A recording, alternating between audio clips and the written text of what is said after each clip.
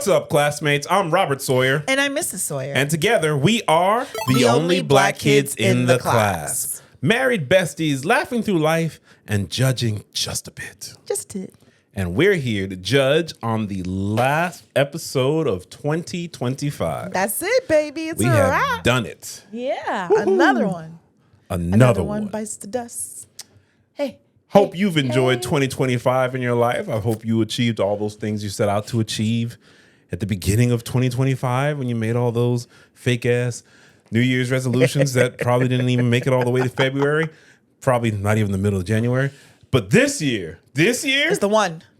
it's you. It's the one. You got this.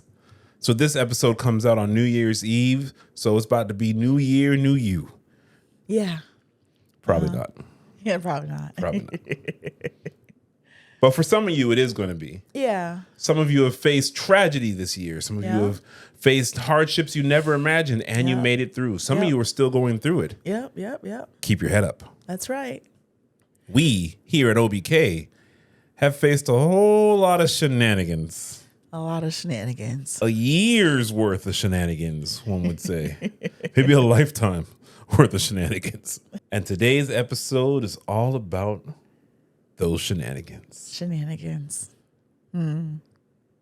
But let's get to some homeroom. Ooh, what's up? What's up? How you doing? I'm doing okay. Okay. Yeah, I'm doing okay. And the allergies kicking my butt a little bit, but it's okay. Okay. Yeah, it's been a little active season. And you, how are you? I am superb. Superb. Oh, I'd love to hear that. Superb. Yeah. Feeling better. Good. They tried to take me out. Yeah. Last week this time you weren't doing too great. They tried to take me out, but I ain't let them. They didn't want me to win. But that core receding said, you got this, Robert. You got Pull it. through. You got it. That orange juice said, you got this, Robert. Pull through. And that ginger kicked Them that shit ginger out. shots said, you got this, Robert. Pull through. And most importantly, Mrs. Sawyer's love said, get your ass up out of bed. Quit coughing and sneezing and shit. You know, time for that. Damn it. Record these damn episodes. Yeah. They tried to take me out, but I'm back. You back. Back in the gym. I'm with the gym bully. Yes, you back with the bully. Yeah. Doing it. That's right. That's it? That's it. That's it. Okay. Good job on homeroom. Okay. But let's get to what the people want to hear. What do they want to hear? We've got to Ask the Black Kids. Woohoo! Last week's episode was the Christmas episode. Yep. And we had a timely Ask the Black Kids. Well, we got a follow-up to it. A follow-up to the Noche Buena? To Noche Buena. Oh, yeah. Okay. You know, I actually thought about that when we were at Noche Buena. I was like, man, I wonder if they're in Westchester getting it on. I wonder what's going on with Bruno. I wonder what was going Bruno on. and them. So here's the post Noche Buena updates. Okay, let's hear it. Update. Am I wrong if I don't go to Noche Buena this year? Hey, class. Hey. First of all, I just want to say thank you.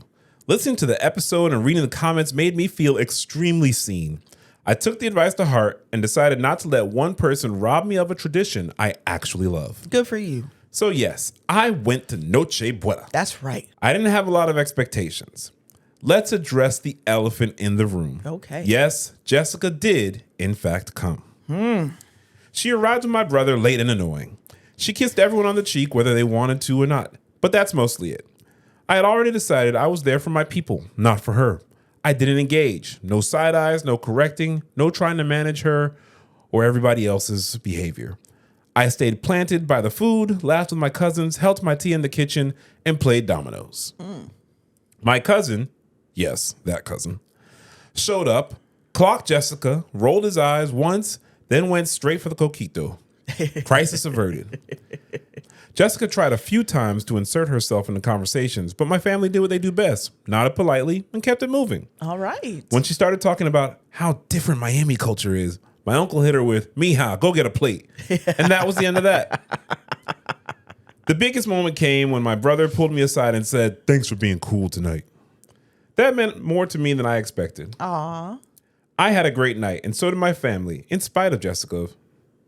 To answer the original question, I'm glad I didn't skip Noche Buena. All right. I chose my family and didn't let one person turn me into someone I don't want to be. Thank you for your guidance, classmates. Y'all really came through. Aw, that turned out to be a really good story. Some might even call it a positive story. That's a positive story. Ain't nobody got time for Jessica and her shenanigans. That's right.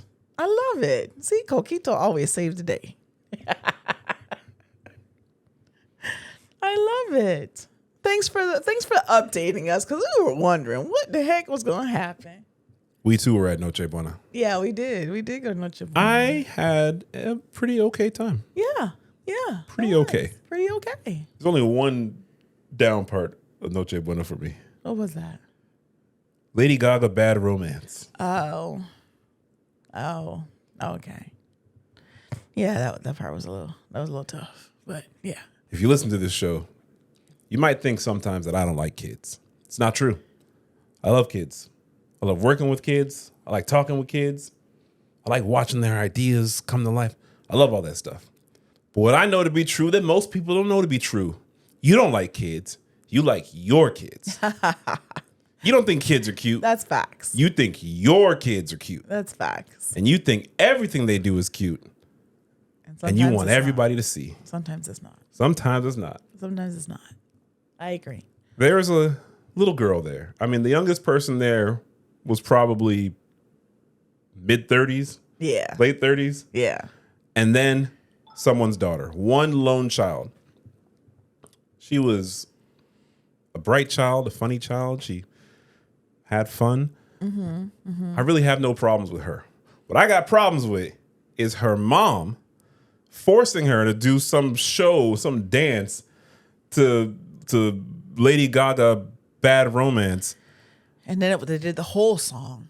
But it was the whole song. The mom tried to make it seem like the girls wanted to do it. Well, she did. She did keep going. She in previous before that, she said that she wanted to do a show because she does shows at home, I guess.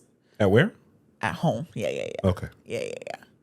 She was talking about her shows, but yeah, that show was. They put the song on. The girl didn't want to dance anymore. Okay, she was shy, so they tried to hype her up, and then she started doing her show.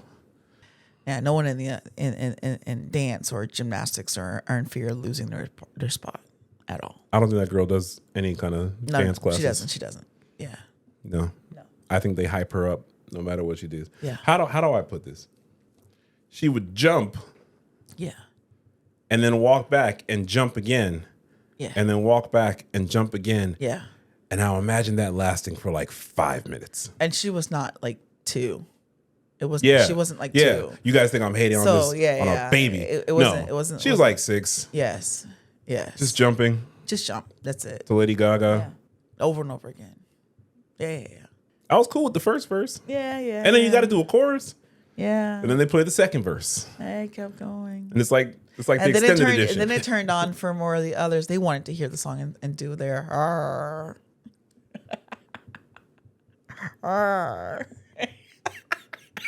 Had me wanting to go arr. Yeah. Well, other than that, the evening was cool. She was a nice little girl. Yeah. But her parent. We got another Ask the Black Kids. All right, let's go. This one comes to us from onlyblackkids.com. All righty. Onlyblackkids.com. Now with a working Ask the Black Kids button. Woohoo! So there's no subject.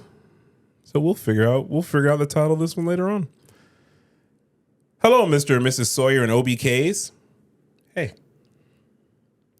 I'm a big fan of your YouTube content. Being in the Atlanta area, traffic is awful, but whenever I listen to you guys, the drive feels so much smoother. A bit about me. Last year, I left my husband after 2 years of marriage and moved out of state. My divorce was finalized this past July, and I recently joined a church and got baptized. Oh. A few years ago, I decided I wanted to try being in a relationship again. I set one rule for myself: no more friends with benefits. If I'm in a relationship, I want it to be real dating, spending time together, and building something meaningful. I'd never really experienced that before. Okay. So I joined a dating app and met a guy. We hit it off, talked nonstop for 2 weeks, and even got into some pretty steamy conversations. Ooh, okay. I made it clear to him that I didn't want anything casual before we met. We met up twice. First in a parking lot after I was done shopping, where we just talked and hugged. The second time, we had sex. Oh, okay. I know I broke my own rule, but I thought he was genuine. After that, our communication started fading. He went from texting and calling all the time to taking hours to respond. He told me he was busy, so I didn't think much of it. Then, last week, he sent me a good morning text and asked if I needed a hug. I said yes, and he replied, "You need more than just a hug." Uh-oh. I told him that while that may be true, I didn't want to have sex again until we went on a proper date. I understand he's busy, but if you can make time for sex, you can make time for a simple date. Facts. Even if it's just for coffee. I just wanted to see some effort. He asked if this was a threat. I told him no, it wasn't. I just wanted a relationship that's more than about sex. He said it was a threat, and I haven't heard from him since. Oh, okay. Now, I feel pretty foolish. I've decided to give up on dating apps for good. Every guy I meet seems to want a side piece or is looking to rush into marriage, and I'm not ready for that. I'm 42, don't have kids, and I've come to terms with the fact that I might be single for the rest of my life. Wow. For now, I'm focused on taking care of my grandma and supporting my aunt. I've been meditating a few times a week to clear my mind, and I've even started trying edibles, something I never thought I'd do. Honestly, I feel like I'm just trying to avoid the frustration and pain of dating. Wow. That's it. Okay. Well, I would say, classmate, it seems like you're trying to figure out things. I don't necessarily mean because you've been divorced and you had a bad interaction on a dating app at 42 means that that's the end. I mean, people get married now, I mean, all times, of stages in their life. So, or just be in relationships, not getting married. I mean, I wouldn't, just end all because of some bad experiences. But if that's what you like, that's what you like. I'd say just stay open, and do what you want to do. Don't try to classify things. But that person that you met clearly just wanted sex. What do you mean don't try to classify things? Like, I think, like, she's like, I don't want to do, what did she say? She didn't want to do any Casual. Mm-hmm. But then she doesn't want to be married. Because she said, like, on the dating apps, they either just want to have a side piece or be married. And I think there's How did you get that from this? That's what it said. That's not what she said. What she said? She didn't say she doesn't want to be married. She says they just want to rush into marriage. Like, hey, nice to meet you. Let's get married. Yeah. She didn't say, I never want to be married. She didn't say that at all. Yeah. Well, I say just enjoy life and see where it takes you. What? What? They come to you for helpful words of wisdom. That's my words of wisdom. What? Enjoy it. Meet people. Go do stuff. Yeah. That don't mean you're going to be alone. Well, classmate, obviously it's just you and me on this one. Well, Obviously. that's your point of view. Thank you for listening to our YouTube content. Even when you're in traffic in Atlanta, you can also listen on Spotify, Apple, and a whole bunch of other things. Make sure you leave a 5-star review. These apps be tripping, as you very well know. So you divorced, you joined a dating app, you talked nonstop for a few weeks, even got into some pretty steamy conversations. You said you don't want anything casual. Then you casually met up in a parking lot when you were done shopping, and then you casually had sex. After that, communication started fading. He's got hella weird. Is that a threat? Sounds like he's threatened by a relationship. No, before that, though, he said he wanted more than a hug. Yeah. You say, come through. Yeah. I would love to tell you that you can have sex whenever you want in a relationship, and it doesn't mean anything, and it's your right. You're an adult, and you can choose all kind of stuff. I can tell you all that, but that's only if you're dealing with competent adults who are also at that level of maturity. He was not, and I know you thought he was genuine, but perhaps, just throwing it out there, perhaps talking on the phone and I guess texting for 2 weeks and meeting twice, once in a parking lot, is not enough to determine if someone is genuine. Yeah. Dating apps are mostly trash. I don't personally hear positive stories about them. So when people tell me they're on dating apps, I ask, do you know anyone who has had a positive desired outcome from the dating app? And there are people. Yeah, I know There are people who got met on an app and got married and still married. Let's see. I'm not going to say marriage is like the successful part. No. I want them to say that yes, this is the relationship I want. Well, There's lots of married, miserable people. No, but I'm talking. I said they're married and they're happy married. Okay. Yeah, I do. You know happy married people? I do. Man, I don't. Oh, I do. I hear horror stories about marriage. I mean, there's a lot of horror stories, but there's That might have to do with my profession, though. I think so, because they're coming to you for something else. I know a lot of happily married people. I know two and a half three happy married couples. Okay. No, wait. 4. Look at this, just going up. I'm telling you. I know 4 There's married a dog, couples. dog, Wait, dog. are you happily married? I'm happily married. I am too. I didn't want to assume for you. Yeah. So if including us, that's 5 happy married couples. Okay. I actually don't know any unhappy married couples because they got divorced. I know some unhappily married couples. I know some that are, working some things through, and I know some happy. I don't know anyone who is unhappily married. I do. But, there's different stages. Like I said, there's different stages of relationships.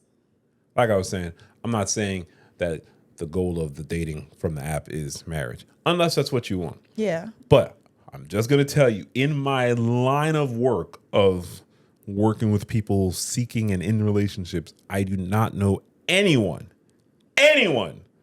who has enjoyed the outcomes of dating apps, which leads me to believe dating apps are trash. I've not been. I don't know. Just telling you what streets are saying. Mm-hmm. With that said, when people ask me for dating advice, I tell them, don't ask me. What do I know about getting out in these streets? I mean, sure, I was once a young Thundercat out here doing what I do. But you know how long ago that was? It's a different time. I wasn't dating in the age of smartphones. Like, if you're asking me, it's... Yeah. If you're reading this, it's too late. If you're asking me, it's not a... I'm just telling you what I know to be true. And I listen to a lot of Esther Perel. If you look her up, she knows a lot. And you know what? She's not dating either, so she's way older than me. But Esther's got it right. So I'm going to tell you some things that Esther says, and I'll paraphrase it in the way I talk. See how you join that church and you're doing things in this community that you're in? Keep doing things in the community you're in. And don't look, but don't not look. And see if anyone catches your eye. It might be conversation. Yeah. That's what I'm saying. Just be open. Yeah. Just be open to it. I don't mean you have to do everything. And it doesn't mean just because you go meet with somebody for coffee means that you're having to think about what's going to be 10 years from now. Just enjoy interactions and relationships. You might make a lot of friends along the way that maybe are not romantically suited, but you still can be friends. I think you should just open to, all those things. I meet people all the time. I'm happily married. I'm not looking. Like I said, classmate, it's just you and me on this one. Don't never listen. Never listen listen to what she says 97% of the time. When it comes to this kind of topic, though, don't. You just meet people. It might not be. Don't do people. it. Yeah. All right. That's not being intentional. Relationships. Oh well. That's not being intentional whatsoever. Don't stop leading the people astray. I don't know how you just go and say, "Oh, I want to be married." You want to be married? I want to be married too. Let's get together. I don't know how that works. You want to be married? Yeah. I want to be married too. Let's go be married. Not that hard. It wasn't that hard at all. Yeah, but that was already built on stuff. Like what? Like relationships and things. History. Knows. History is a terrible reason to get married. Things, likes, dislikes. Not enough to get married. All those things. Likes and dislikes. Yes. You dislike everything I watch on TV. Okay. Yet we're married. Yeah. Are you happy? That's just TV. I'm very happy. Okay. It's more than likes and dislikes. That's what I'm saying. It's a combination of things. But you have to experience it. It's like experiences. And then someone you want to share that time with. But how do you find that out? Yeah, you see? What am I seeing? What I'm saying is true. I think everything you say is true. No, you just said 97% of the time. Yeah, you be lying. Huh? You be lying. I'm not lying. This you're not lying. You're just misleading. I'm not misleading. You are. You're saying That's my point of view. Don't worry about being married. And she didn't say she didn't want to be married. She didn't say none of that. She's saying she had a bad experience. She's kind of just not focusing on it. And I agree with her. Focus on taking care of yourself. You said you're taking care of your grandma, helping your aunt, do all that, and build that fulfilling life. And within that fulfilling life of community and interaction and all that, I believe if there is a romantic mate for you, you will meet them when you are already living that life. I think I'm going to go on an app and find someone, that works for like Instacart. That works like for Amazon. I don't think it works for people based on what Streets is telling me. You said you made a rule and you know you broke your rule. That's okay. We all break our own rules sometimes. I will say, though, if you know you want something that is more meaningful and meaningful to you is more than what he has offered, you did the right thing by ending it. I'm reading here. I want it to be real dating, spending time together and building something meaningful. You get to decide about that. I hope these conversations are having that. I would also recommend to everyone, don't get involved in texting for weeks on end and months on end and all this kind of stuff. You are building a false sense of intimacy. Texting is not talking to someone. Texting is not really getting to know someone. Even if you already have something with them, it's just not the same. I would even say talking for hours is not the same as building a relationship. It's a part of it. Not saying it doesn't count for anything, but it's not developing the intimacy that it sounds like you were saying you want to have. I think you'll be okay. Yeah, I think you'll be all right. Good luck, classmate. If you want us to read your letter and respond to your life, your relationship issues, your workplace shenanigans, your microaggressions, toxic confessions, email us at onlyblackkids.com. You go to that website, you click that button. It's at the very top. It says Ask the Black Kids. You click it, you fill in the form, and you send it on over to us. And you get to hear Mrs. Sawyer give her 97% accurate words of wisdom. Onlyblackkids.com. Am I the asshole? My boyfriend peed in the bed and is mad at me for my response. Oh, no. Oh, no. Peed the bed. Okay. I don't know. I don't know the scenario. Unless there's someone sick or something. Where this person? You know. I was just sick. I didn't pee in the bed at all. No, I mean, people have other things. Other things can happen. I'm trying to be open of what possible could happen. But no, from just the sound of that, I don't know what kind of tolerating that is. Go ahead, let's go. I agree with you, but I'm going to assume he's not sick. Okay. Because then OP would know that they're the asshole instead of wondering. So let's find out. Okay, let's go. My boyfriend, male 27, and I, female 23, just moved into a new house and bought a new mattress. Last night, I woke up to a wet feeling under my arm and hand. Oh, no. My boyfriend was already up and in the bathroom. When he came back, I asked him if he spilled something in the bed or he knew why it was wet. He told me that he thinks he peed the bed. Oh, no. I asked him again and said, wait, are you serious? And he said, I think I peed in my dreams and peed in real life. Oh. We are both half awake at this point, and I'm just surprised that he actually did wet the bed. I asked him to go grab stuff to clean it up, and he told me that it was fine. What? I asked him what he meant by that, and he grabbed a towel, laid it on the wet spot, and got back into bed to go to sleep. No, sir. I pulled the covers off of him and told him that he needs to go grab stuff to clean it up because I don't want to get it stained and it's a new mattress. Yes. And we don't have a mattress cover for it yet. Oh, no. That's step number one. He told me that it was fine. I'm overreacting. That statement naturally pissed me off, and I told him I'm not going to sleep in his piss, and it's not fair for me.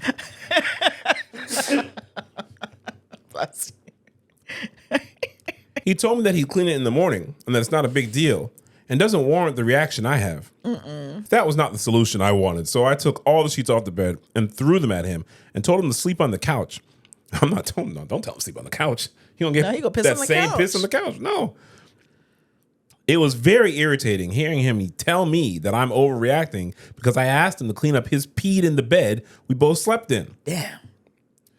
He then knocked on the door 10 minutes later asking for a new blanket because the one I gave him smelled like pee. Oh, no. No. Oh, no. Oh, I'm appalled. Oh, I can't with this. So I'm am I the grossed out. asshole for overreacting to my I'm grossed boyfriend out. not cleaning up the pee in the bed right away? No, that's over. I can't. No. You know, No, I'm never gonna get past that. First of all, you had me laying in your piss. You got up and go to the bathroom, had me laying in the piss. I don't think. No. I don't think she's upset that he wet the bed. I think she's upset With his response, that he was completely okay. That's nasty. That he wet the bed. Hey, see, and we're just gonna keep laying there. See, that's a different like morals, ethics to me. That's just, I can't be with somebody that would just get back in the bed and lay in their pee. You know, accidents happen. It's not trying like to embarrass somebody, but no, we gotta get this piss out the bed. And it's a new mattress. Do you know how much mattresses cost? It's a new mattress. No, we gotta get the baking soda. We gotta get this out. Rule number one: why would you not put a mattress cover on a brand new mattress? Like it's got me thinking the whole what we did, but they're young though. It was 23 years old. They're young, right? He's 27 and she's 23. Oh, she young because you get no new mattress. Don't put the mattress cover on there. You know, I see these excuses for people being young all the time. Like I saw a comment. I don't know. The comment's been there, but it just popped up for me today. Actually, remember we did the Reacts episode, and the girl got in the car with the four guys. Oh yeah. And unbeknownst to her, there was a fifth guy in the trunk and all that. Yes. Someone had a comment. Matter of fact, comment said, "As stressed out as I am hearing this story, I'm really annoyed and disgusted with the host and the comments here. Nobody had their shit together at 18 when dating, and she is the only one to take accountability for her choices, unlike her parents who failed her." What? That's cool. You can be disgusted by us. No problem. That's completely your prerogative. All right. Shout out Bobby Brown. But just to make sure I understand, at 18, you didn't know not to get in the car with four Oh strangers? yeah, I knew that. I knew that before. I 8. knew that at 4. Yeah, exactly. That's what I'm saying. I knew that at 4. What am I, just super? I'm Doogie Howser of knowing shit? No. I knew that at 4. No. People always want to say, "Oh, young." Well, you know, You didn't know you didn't have a mattress cover on at 23? I did, but I'm just like, you know, it's like if they're young, you bought it. I mean, they bought a new mattress, bed. You know, you got to buy sheets, you got to buy all the things. Maybe you forgot to get the mattress cover, kind of thing. I bet she won't ever forget that again. Because you'll be with somebody, 27, whole full grown man, and he pees in the bed. So wait, now it's full grown man. He's 27. He didn't at 27. You didn't know to get a mattress cover? I don't know. I'm not trying to like put people in gender roles, but like I said, you know, it's a new house, new things. Maybe you bought all the stuff. It's a lot of things to buy. You got to buy the pillows. You got to buy the pillowcases. You got to buy the sheets. You got to buy. I have no all idea the what things. you mean when you say you're not trying to put people in gender roles. Well, because I said he didn't know and I said she didn't know. Well, I was saying she was 23. 23 is still, you know, very young to buy. 27, you ain't know to get a mattress cover? I don't know. Maybe he didn't. Well, he clearly doesn't. He might be a different type of person. That's what I'm telling you. You got to look at who you're laying with because he clearly got back in the bed and pissed. That's not somebody who would get a mattress cover. She didn't say he was drunk. She didn't say he was. He said he had a dream. He had any kind of. Now, you know, when I was little, I had that issues? dream. You never had that dream? I didn't pee in the bed, but you like almost do? You never done that? Not to my knowledge. Oh my gosh. I remember having that. You're in the bathroom in your dream. But then you about to go, but you like feel it. Like, whoa. I'm not in the bathroom. I'm really not even tripping on him for peeing in the bed. Yeah, but it's I'm actually tripping on him because he woke up. Oh man, I peed in the bed. Yeah, just get back in it. Oh, and then he was like going to tell her. He didn't even get a towel for her. He just got a towel for himself. Disgusting. That's just disgusting. That's what I'm tripping on. That's and I'm sure there are lots of comments that'll find ways to excuse it and say she sucks, but we're going to skip all those because there's an update. There's an update?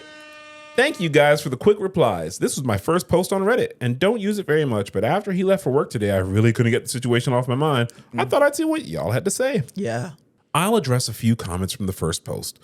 First off, I wish it was fake, but I really did wake up yesterday to piss in the bed and it ended in an argument with my boyfriend.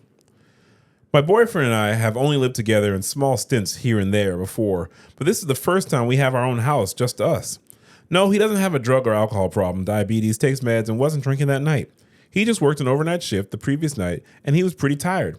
He's never done this before since we've been together, so that's why I didn't believe him at first. And we don't have a lot of money right now, so we got a mattress from Walmart for $300. For those of you bashing that detail, we both ended up cleaning the pee after I threw the sheets and blankets at him. And I took the bed because our couch isn't big, and I really couldn't be bothered to move to the couch when I felt like I did nothing wrong. I was tired and wasn't thinking that part through entirely. Also, he is not a horrible or abusive boyfriend. He doesn't have a fetish, etc.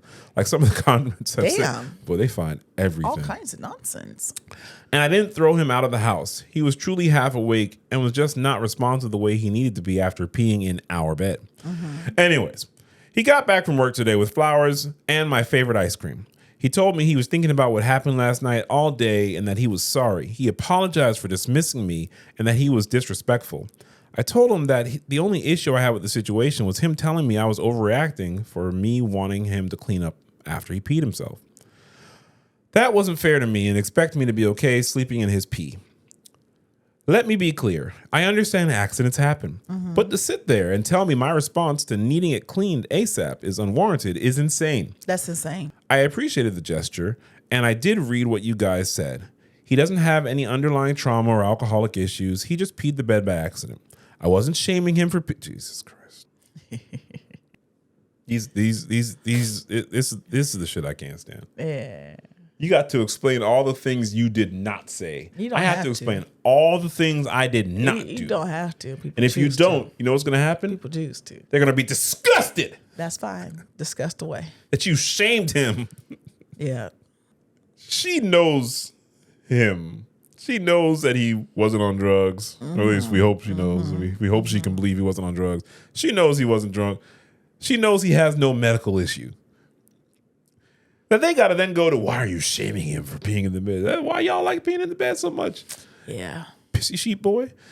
I wasn't shaming him for peeing in the bed. I was mad at his response. I'm trying to be understanding that he was tired and wanted to go back to bed, but at the same time, this affects both of us.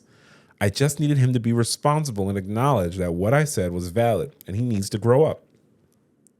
He did order a mattress cover that will be here tomorrow. Okay. So until that's on the mattress, I don't want him in the bed with me. I think making him sleep with those sheets and blankets did jolt him awake to realizing the gravity of the situation. I'm still a bit hurt from how he handled the situation selfishly and was inconsiderate, but he seems pretty remorseful, so we'll see how we both feel later. That's it for now. Thank you guys for your advice. She said, you're not getting back in this bed till that thing get here. That's kind of funny. And the mattress covers be expensive too. She only paid $300 for the mattress. Mattress covers cost about $50, $60. So I get it. Okay. That's funny. That's funny. She said you can't get back in the bed till it's been gay. She got a lemonade stained mattress now. Well, I mean, if they got, so that's why you got to do it right away, though. If she cleaned it up right away and got the baking soda in there and vacuumed it up and, do all the stuff, she might be okay. You got to get it right away, though. So I guess the real question is, if I peed in the bed. Oh, my God. You said that'd be over? That's it? That's a wrap? No, I didn't say that. Oh. Yeah. You said you wouldn't be able to get over it. If you wanted me to get back in your piss, or you didn't tell me that you had pissed in the bed. What if I don't know? You want to lay in it? Now that's something different. What if I'm just having the best dream of my life? Oh, no. You would have gotten you. If I feel something wet, you're definitely getting your leg out. And there's a mattress cover on the bed. He destroyed a sentimental item of mine and sees nothing wrong with it because of the circumstances. Oh, boy. Okay. So me, 24-year-old female, significant other, 27-year-old male. Let's call him Eugene. Eugene. My sister, female, deceased 2 years. Let's call her Carrie. Okay. Background about my sister. 2 years ago, my sister was killed in a car accident. Oh. She was riding with a friend to the mall. The friend's parents were driving, and teenage boy plowed through a red light while texting on his phone and hit the car my sister was in.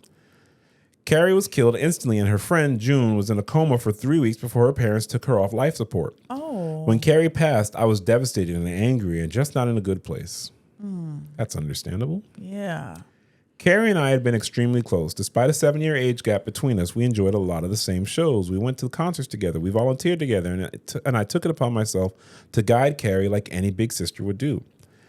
Our parents were extremely busy with work most days, and Carrie and I would often cook together and do crafts when we weren't too busy with schoolwork.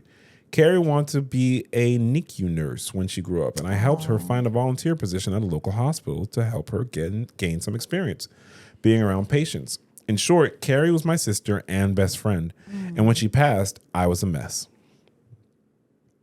The last craft Carrie and I made together was a set of candles. We bought the wax at a local craft store, and we both made each other a candle and decorated the jar it was in. That was the day before she was killed. Oh, my God. At her funeral, Carrie was buried with the candle I made her. The candle Carrie made me sits on my desk next to my favorite picture of her and I together at the beach. Or it did. Until last week. Oh, no. Background about my boyfriend. I met my boyfriend about 1.5 years ago, about 6 months after Carrie passed. I wasn't looking for a relationship. I was still grieving my sister's death, but Eugene came along and it was love at first sight. He was extremely supportive, let me cry on him when I needed to, didn't push me into getting over grieving or anything. He was an extreme gentleman about everything and very, very patient. After 6 months of seeing each other pretty regularly, we made it official. Eugene came into my life at a very low point, and he was always very respectful of sentiments I keep from my sister, never asking me to take them down, always giving me space when I needed to cry. Eugene, along with most, if not all of my friends or family, know about Carrie's candle. There was a point after she died where I would take the candle with me everywhere out of fear that someone might light it or steal it or who knows what. The point is that candle was and still is very important to me and a part of my life, and something that my sister made for me and me alone. When Eugene and I moved in together about 4 months ago, I packed away most of the reminders of my sister and put out the candle and picture on my desk. I felt that was a huge step because when I'd lived just by myself, I had pictures everywhere and a few knickknacks laying around for my sister. I wanted to make Eugene and I's home our home with just a small part of my sister there. Eugene understood and was very supportive. The issue. Last week, we had a massive winter storm that knocked out power. We didn't have power for 3+ days. Oh, no. The power was knocked out at Eugene's and I's house while I was at work, which did not lose power. Eugene texted me that he was going to light some candles and try and get a generator so we could have some form of power or at least be able to charge our phones and use lights. Now, we have probably 30+ candles in our home. I'm a huge fan of sales. Candle day. And when Bath & Body Works has a candle sale, I like to stack up and get a range of scents. Yep. We have candles scattered all over our house. In the room where my desk is, there are no candles aside from the one Carrie made me. None at all, and there never has been. This room is also downstairs, where Eugene doesn't spend a lot of time. His desk is upstairs. When I arrived home from work last week, I noticed a bunch of candles burning in our living room. Safely, I always monitored and not near anything that could ignite.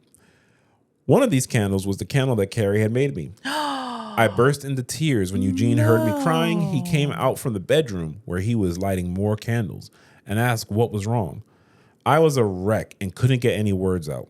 When he tried to calm me down, I shoved past him and locked myself in the room where my desk was and just cried. I don't know how he could be so stupid. Oh, wow. He knew, and I thought he understood how sentimental the candle was and how much I cherished having a candle that my now deceased sister had spent time making with me just the day before she was killed. I haven't been able to speak to Eugene since it happened, Tuesday of last week. He has tried to explain why he did it because he needed candles to be able to see, but I just can't wrap my head around it. He hadn't gotten into the large candle stash I have upstairs right by the living room where Carrie's candle was, but went downstairs, out of the way to grab the most sentimental, cherished item I have.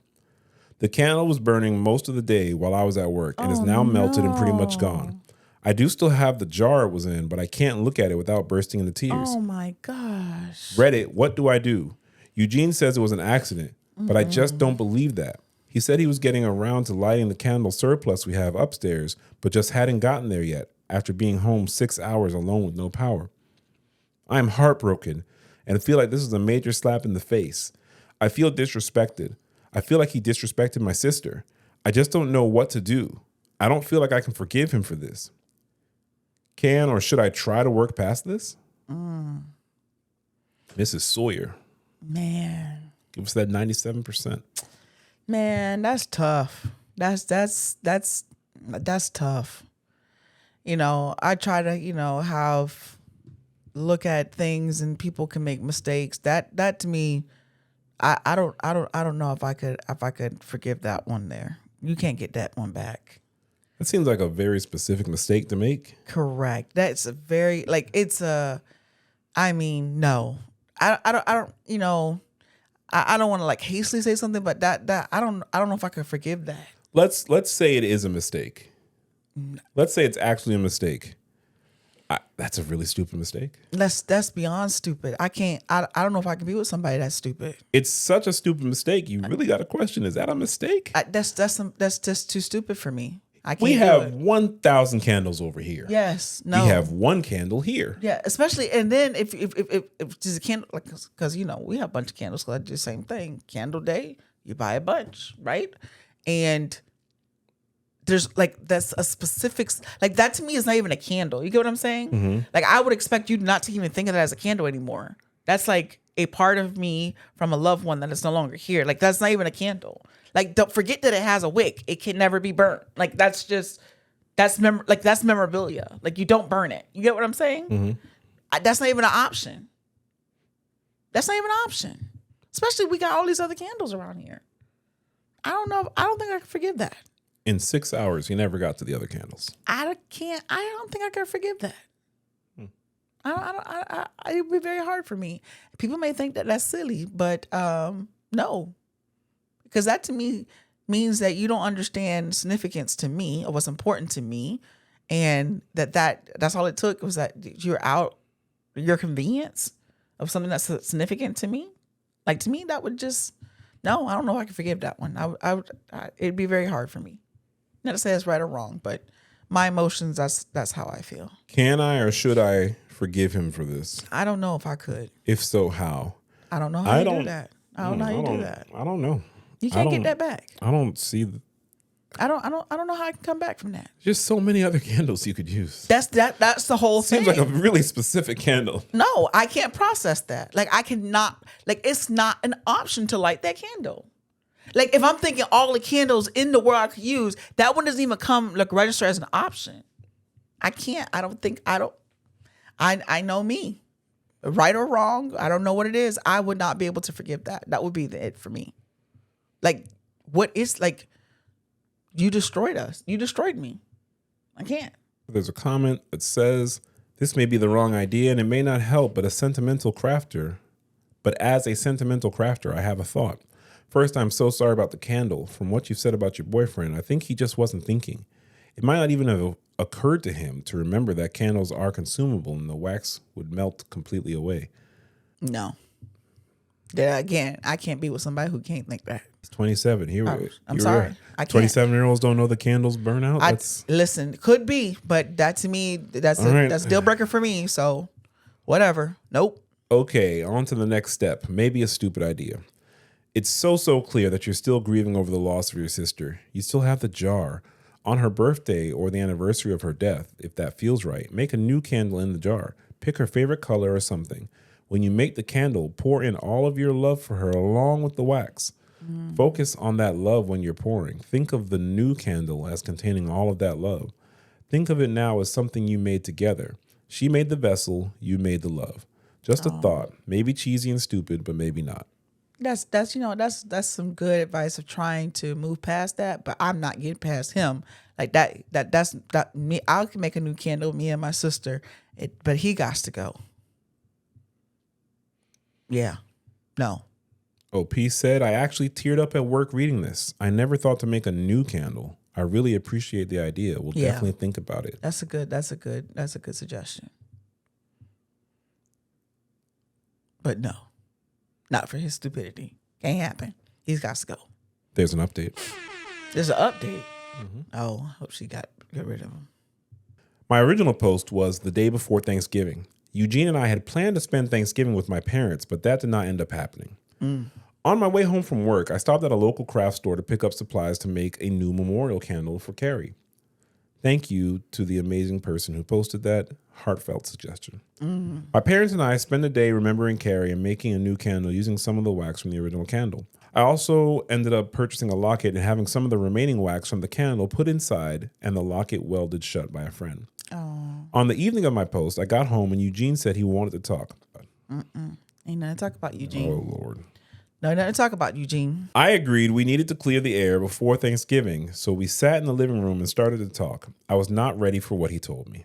You want to take some guesses as to what he told her? He did that shit on purpose. That would be a really specific mistake. Yeah. Let's see. A few commenters from my original post seemed to hit the nail on the head in a way. Eugene told me that when we first met, he was extremely turned on by the fact that I was essentially a damsel in distress. This isn't starting good. Nope.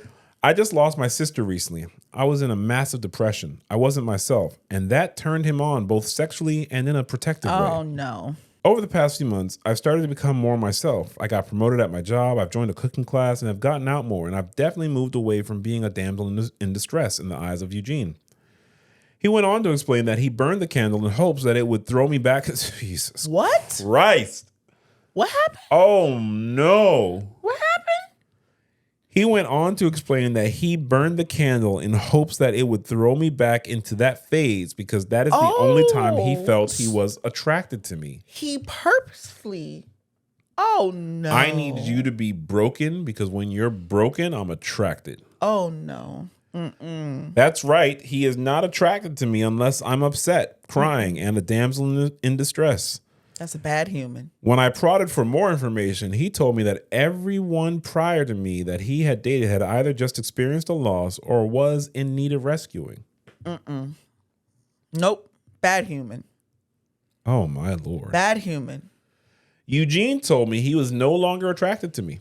He dreaded having sex with me because he could no longer be the hero that was rescuing me, which is what turned him on in the first place. Oh, disgusting. He didn't like to go in public with me because I had started to put myself together more, like not just wearing a t-shirt and jeans like I did when depressed. And that attracted the stares of other men that he saw as a threat. Oh, my Taking away his damsel in distress. Yeah. Eugene had a whole laundry list of things he hated doing now because I wasn't in a funk anymore. I told him, if that was the case, then we needed to break up. Yep. He agreed and said he would go stay with a friend until he could make new living arrangements. My name is the only one on our house, and I told him I would give him 60 days to vacate the house, which he agreed was fair. Over the past few weeks, I've spent a lot of time with my parents and with close friends. I don't really feel like I've been dumped or broke up with someone. I just feel like me. Carrie's candle sits on my desk where the original was, and I wear the locket every day. Thank you, Reddit, for listening. I appreciate it more than you know. This is a nice person. He would have to get out. So basically, she summed it up as, my ex only likes damsels in distress. Yeah. We broke up. I'm happy. Sicko. Bad human. That's a sicko. That's a sicko. And you know, that made me think about Classmate right now saying she didn't want to date with nobody. That happened to me. I probably won't want to date nobody either. That's a sicko. That's disgusting. That's terrible. I'm disgusted. Because you're happy. What? I can't be attracted to you. I need you to be broken. I need you to feel worthless. You know what? Let me destroy this. Let me destroy your this whole thing. You will thing. never, ever be able to get again. Man, I'd have trust issues forever. That's terrible. Man. And I'll read this one comment. Hey, so in a way, your sister's candle was a warning light so that you'd catch on to how fucked up Eugene actually is. Yep. Keep swimming, OP. I hope everything goes well for you. Yeah. That's a good way to put it. That's a good way. Even your sister through the end, she helped you out there. Because that one there, that's a sicko. You don't know what else he would do to make you feel broken. That is crazy. He's capable of doing all kinds of shit. It makes me think of the reacts we did where the girl was friends with the lady and then called her up one day and was like, I've never liked you. I've actually prayed when you were trying to conceive. I was praying that you wouldn't be able to conceive. Oh my gosh! I was hoping that's just evil. Yeah, that is. That's just evil, honey. Bad humans. Those are real bad humans. That's the definition of bad humans. Damn, burnt the candle. You know what? See, and she's a nice person. She's gonna give him 60 days. You gotta get your shit up out of here. No, you messed up my thing.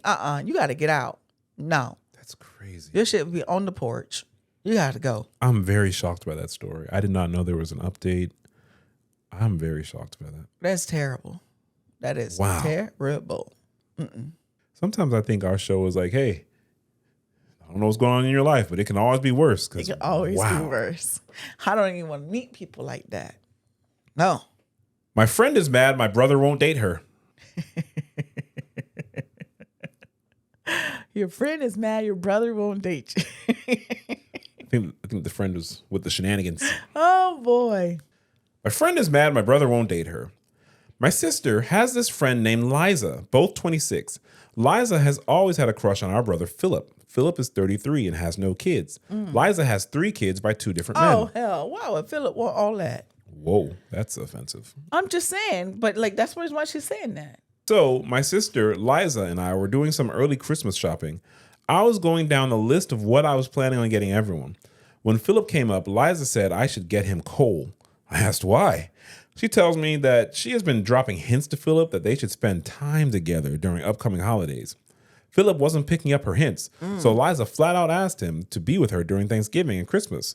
Like, get to know her and her kids and family during the holidays. Philip told her, no. He usually spends time out the country anyways. So I asked Liza if she thinks Philip should get coal because he rejected her. And she says, honestly, I kind of always thought Philip was gay. Oh, no. You see? That's exactly why I said, why are you on that? You see? And now I got other suspicions. I looked at my sister in the rearview mirror like, you're not going to check your friend? Yep. So my sister asks, what suspicions? Liza said, don't play dumb, y'all. If any adult man doesn't like adult women, there's only 2 other options. What is that? I saw my sister wasn't going to say anything to her, so I did. I asked, so because my brother doesn't want to be with you, he's either gay or a pedo? She said, it's not even that he doesn't want to be with me. He won't even give it a chance. That's Why? weird and not fair. He won't give us a chance because I have kids. So I'm like, yeah, if Philip dated you, he'd become an immediate dad like day one. That's crazy responsibility for anyone. Yeah. Then Liza cuts me off and is like, Philip is a 33-year-old man and needs some damn responsibility. Oh. She was yelling. So I yelled back, his responsibility is not going to be your damn kids. Correct. Then my sister finally speaks up just to tell us to calm down, and I was getting taken home. She can get out too. I get home and was telling my mom and Philip about it. We had a laugh. It's just crazy she's upset my brother won't date her. She tries to slander his name, calling him a possible pedo or a gay man because he has no interest in her. Oh, no. Oh, no. What her name was Liza? Yes. Yeah, Liza got to go. Edit, I keep getting asked why I hang out with Liza. Liza is my sister's friend. Correct. My sister is going through Correct. mental health and addiction issues. My sister is not ready for help. We can't afford. What the fuck does this have to do with the story? How did that go longer than that? That's a whole nother way. That's a whole nother story. Oh, no. I wouldn't hang out with either one of them. No. I don't need that in my life. I mean, no. Have you ever seen the list on social media? The list. So like they get this, they'll find some clip of a woman saying just something stupid as shit, and then they add it to the list of things men can't do. Oh, no, I haven't. So it's like, that. And I saw him drinking out of a straw, the ick, and like immediately, like, so the video stops and the person opens up notes and you see them type in. No. It's a very long list. No. Like one lady was mad that her boyfriend smiled. Oh. Yeah, that was offensive. Sus. I think she said that was sus. Oh, or eating bananas. That's hella gay. But like it's even like one lady was like, oh, you can't, like, why is my man waiting for the water to get warm in the shower? That's like that. That's not masculine. What? Yeah. It's a very long list. Oh, the thing is, I don't see stuff like that. the thing is, the podcast mics are not expensive enough. Anyone can get them. Anyone can get them. And it's not just the podcast mics. It's that everyone can say anything. Everyone has an completely, opinion, which is okay. Everyone should have an opinion. If they want to have their long list, they can have their long list. But Everyone good luck finding should have an somebody opinion. who ain't got something on the list. Everyone should have an opinion. Go ahead. Nothing wrong with everyone having an opinion. Go ahead. It's just when your opinion is, well, if you don't like me, you must be gay. Yeah. That's, First off, what if he was gay? What does that mean? Like, who He cares? still wouldn't want to date you. That's it. That's what I'm saying. I don't even understand how that's an issue. Then he must be a PDF file. And you've got 3 kids. And Why would you want him? You to come think there? he's gay or he's a pedophile. and you really want to like investigate and find out Chris Hansen? Like, what are you talking about? No. What are you talking about? That's Nope. just insane. Nope. If you don't want me, you must be gay. Yeah. That could be why he doesn't want you. Yeah, possibly. Like he just dodged all the bullets. She couldn't be in my car. She couldn't be in my car. That's all I can say. Those poor kids. Yeah. You know, I feel bad for the kids. That's their actual mom. That's the actual. He don't want to be with me. So I said, why do you want to be with all that? She sounded like she had trauma. But make it make sense. No. Think about it. He must be a PDF file. Okay. Why you want him around your kids? That's weird. That is strange. That's bizarre behavior. She a bad human too. This show is about a lot of bad humans. They're with the shenanigans, baby. Man. Am I the asshole for wanting to break up with my boyfriend of 6 months?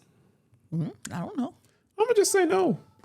No, 6 months. I don't even really got to read the story. Just go with it. Me, 23-year-old female, my boyfriend, 32-year-old male, have been together about 6 months. We meet through a mutual friend and basically hit it off the moment we met. Great conversation, great chemistry, and he checked all my boxes for a partner. A little backstory. I met him about a year after leaving my relationship of 8 years. I mean, How old are they? he's 32 and she's 23. Man. So the person you were with 8 since you were years? 15. Wow. Okay. He had also just ended his marriage with the mother of one of his kids. He has 2. I never saw a partner having kids as a bad thing.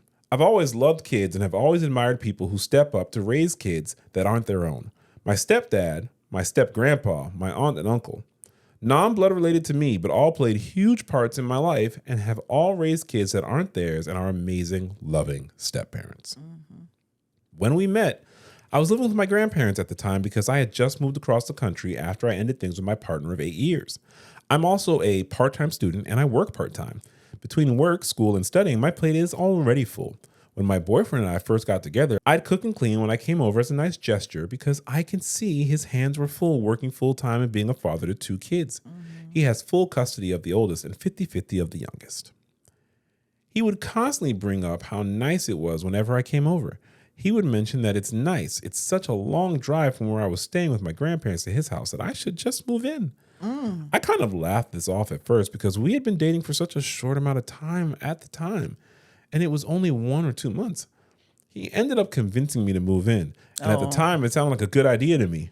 He told me we would have more time to spend together, more time to go on hikes together. You know how they tell kids don't take candy from a stranger? There you go. Or like if a stranger's like, hey, you want to see? I got some puppies in the back. Yeah, that sounds. Yeah, He got her like with the different. hikes. Yep, he did.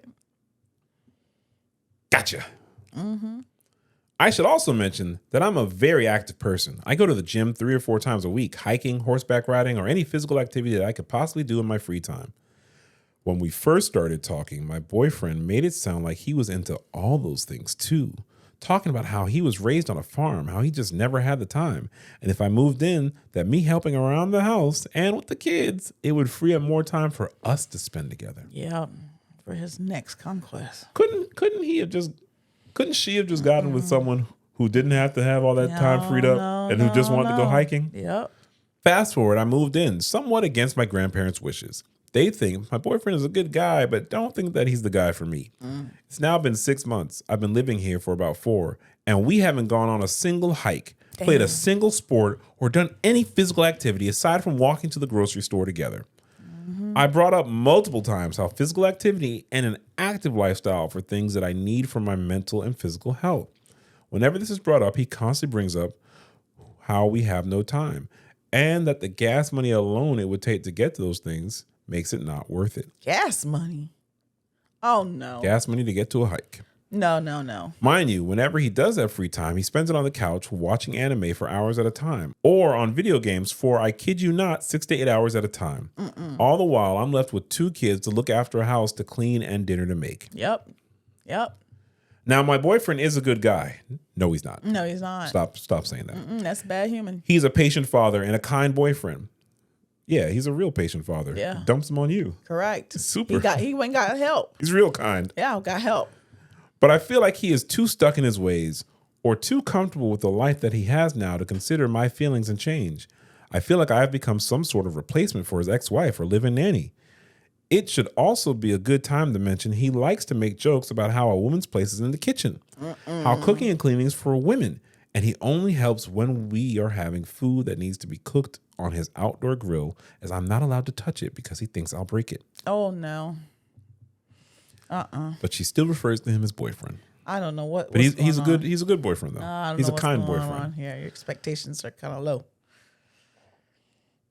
I was also under the impression when I moved in that he would be paying for all of the bills, the house bills and his bills. I pay for my own bills. Being as how I make minimum wage and work 20 hours a week, I can barely afford my own bills, but lately he's been asking me to pay $500 for rent. What? Mind you, this is half of my monthly income. Oh, no. And if I did pay it, I wouldn't be able to afford my own bills. Yeah, it's time to go. I mean, you should never move in. Imagine me paying you to cook for you and babysit your kids. Correct. When I was fine where I was, I don't know what I was paying with my grandparents or whatever, but it was not to do on added stuff. And I'm still going to school. Nah.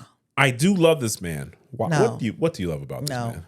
No. I do love this man, and I don't want to abandon him with all of his responsibilities and raising his 2 kids on his own. What? They're his kids. I see. No. What? He's a predator. He knew what he was doing. What? He knew what he was doing. I don't want to abandon him with raising his 2 kids on his own. I never put much thought into being a mother and always assumed that if it happened, I would be in a loving marriage with a man that has the same outlook on life as I do. He doesn't even go on hikes, lady. Yeah. Another thing to note, not only does he not live an active lifestyle, but he doesn't see it as important for his children to either. They sit inside all day on their phones and tablets, sometimes not moving from the couch or their bed for the entire day. Oh, man. It makes me sad, but since these are not my children, I have no authority to put them into sports or to take them to do any physical activity. That's only going to get worse, my girl. I've noticed since moving in, my mental health has significantly declined and my physical health is going down the drain. For sure. I don't know how to go about this, how to tell him I'm not happy, how to tell him that I love him, but I'm not in love with him any longer, or how to leave his 2 children that I've grown very fond of and love. You love entirely too easily. You might want to use a different adjective. I've already talked to my grandparents and I'm welcome home anytime I please. Any advice on what I should do is more than welcome. I'm so sad and heartbroken that this wonderful, kind man isn't who I thought he was. That makes no sense. You thought he was wonderful and kind, and you're saying he's not who you thought he was, meaning he's not wonderful and kind at all. He doesn't take his kids outside. Nope. He doesn't hike. Nope. What is wonderful? What do you love about this man? He's so patient in that he allows you to take your time when cleaning up his house. And what are you talking about? And brought you in there and take what care are you talking of the about? kids. You here to take care of the kids. She a nanny. She a nanny that pay rent. That's crazy. That's crazy. She's a nanny and a chef that pays rent, goes to school part-time, and works part-time. Yep. You have been taken advantage of, my friend. Yep. That's a bad human. This comment says, gee, who could have foreseen that moving in with a guy nearly 10 years older with 2 kids after only dating a couple of months would go so wrong? Yep. Of course you should break up. You have approximately 0 in common. Someone else said, this is really sad to read. Clearly he wanted you to move in so you could cook, clean, and look after his kids while he seemingly relaxes. He also clearly doesn't care about your interests. You've expressed that being active is important to you, and he just doesn't care. Doesn't at all. Let's hop into this update 1.5 months later. Oh, there's an update. Let's see. Fingers crossed she got out of that. Let's see. Title, I finally left him. Thank you. Thank you. I finally left him back in September. I made a post, am I the asshole for wanting to leave my boyfriend of 6 months? And every comment said yes, so I moved out October 1st. I know a lot of people on the original post wanted an update and to know that I did it, and I'm sorry for not updating. I debated a lot on if I should or not, so here we go. I, 23-year-old female, had a 32-year-old male boyfriend who had 2 kids. I work and take college classes at the same time. The relationship quickly turned into me being the caretaker for his kids and him while I also juggled work and school. Everyone who commented on my original post brought to my attention how he turned me into a bang nanny and how I was naive. Wow. I thank all of you for that, by the way. They got titles for everything. They have titles for everything. A bang nanny. A bang nanny. I ain't never heard of that. A bang nanny. You're not on Reddit enough. Oh my gosh. You'll learn. Bang nanny. A bang nanny. At least it's in the name. Bang nanny. I left October 1st and moved back into my grandma's house where I have been ever since. Life has gotten so much easier for me. I'm not constantly stressed. Bless her heart. Your granny tried to tell you. She Bless her tried heart. to tell you. She's a little naive. She's beyond naive. Yes. She's She must have lived a very sheltered world. That's terrible. I'm not constantly stressed, and I don't have to worry about paying a good portion of the rent and groceries anymore. He did try to get me to come back many times. I wonder why. Calling me, texting me how much he loves me and how he'll never find another woman like me and how I was his one true soulmate. I wasn't buying it. I stood firm in my choice, and life has been better. He texted me the other day telling me he slept with an ex-fling of his. She is older and known for sleeping with anyone who looks at her. He told me how disgusting he felt after and how he wished I didn't hurt him so much. Basically telling me it was all my fault he slept with her. Okay. I told you, this is the master manipulator. Predator. Long story short, my life is amazing now that he isn't in it. I've gone on 2 girls trip and 3 solo hikes, and my smile has never been brighter. I owe it all to you, Reddit. Damn. Man, I'm glad that you listened. That is so damn sad to me. You should just listen to your grandma. That is so damn sad to me. She told you that from the get-go. That's terrible. He was preying on her to make her a bang nanny. Told you he was a predator. He was like, oh, look at this one here. This is an easy one. He probably got 3 on the side, too. He got back up. People like that. That's crazy. You think he's got bang nannies on the side? Yeah. He got other people on. That's what they do. That's a bad human. She gullible, naive. She loves far too easily. She loves him extremely. After 2 months, she loves his kids. She doesn't want to leave him. Yeah. It's so hard. I mean, he's such a kind and patient father. That's why he playing video games for 8 hours. How is he so stressed? He plays video games for 8 hours. I don't, and watching anime. No. That's sad. That's very sad. Am I the asshole for thinking this woman is interested in my husband and not wanting her in my home anymore? Uh-oh. I don't think so. I haven't read the story, but I don't think so. This sounds like some boundaries here or something. Let's go. Let me preface this by saying I know I might be the asshole here, but my spider senses are tingling and I need to know if I'm actually justified or just overreacting. I, female 30, am married to my husband, male 34. A few weekends ago, we met a woman, 29-year-old female, let's call her Dee Dee, at my husband's friend's gathering. Dee Dee spotted my husband, made a beeline over to him, and started chatting. From what I could tell, it was not more than a minute or two, and according to my husband, she spent most of it talking about our son, specifically how he looks just like her son. While she was talking, my husband started inching closer towards where I was sitting. Once he got close enough, I could hear her saying again how our son looks like hers, how cute he is, and how much he resembles my husband, which he does. She eventually noticed me looking in their direction, stopped talking to my husband, comes over and said, "Oh, you must be his wife." We exchanged pleasantries, and she disappeared for the rest of the night. Fast forward to the next weekend, Dee Dee came over to our home with my husband's friend and his lady to pick up a dresser. We were gifting them. Husband's friend and husband's friend's lady both said hello to me first and then spoke to my husband. Dee Dee, however, walked straight in and greeted my husband first, complimenting our home and telling him he looked nice today. The man was in basketball shorts and a tee. So that don't mean he don't look nice? Yeah, She asked to use the restroom. Husband's friend's lady showed her where it was. When she came out, my husband and I were sitting on the couch. She looked right at him, then at me and says, "Oh, I didn't even see you there." Before I could say anything, everyone questioned how she didn't see me. Exactly. But she gave some BS explanation. Once again, we exchanged basic pleasantries. Why do people do that? See, no, why don't call it out on that? See, that would already been a problem for me. You didn't see me? I was sitting right here. You that would have already been a problem. That would have already been a problem. That would have been the end of that already. Remind me again, why are you at my house? No. Yeah. See, address, there's no elephant in the room. But you see me here. That would have been my response. That would have been my immediate response. Husband friend invited my husband to a college football game. Dee Dee immediately chimed in with, "Yeah, you should come." My husband asked husband's friend if there were enough tickets for me and our son too, and husband's friend said yes, so we all planned to go. Before leaving, Dee Dee randomly complimented my husband's eyes. At the game, while waiting for everyone to arrive, I told my husband I felt like Dee Dee was into him. He told me I was being crazy. Everyone shows up. The guys are talking. Dee Dee joins the conversation while I'm talking with husband's friend's lady. And the kids run around. I told the kids they needed to stay in a certain area because we were in a parking lot. Dee Dee jumps in with, no one is going to hit them. Don't you know who I am? Who are you? I told her point blank, no, I don't. She laughed and tried explaining that she meant the kids know who she is, but I told her I don't care. Right. It's a parking lot. They're kids, and they need to stay in the area I told them, period. I walk away and start talking to husband's friend's lady. A few minutes later, my son runs over to play with my husband. Dee Dee starts calling him nephew, telling him to come to her. What? He ignores her and goes back to playing. She calls again, nephew, come here to Auntie Dee Dee. Oh, no. Here's where I might unapologetically be the asshole. Okay, come on, what you did? But she poked Mama Bear. Yep, let's go. Let's go. Come on, because I'm already poked out. Let's go. I stepped in and asked what she wanted. She said she just wanted to give him a hug. I told her not to be a weird. No.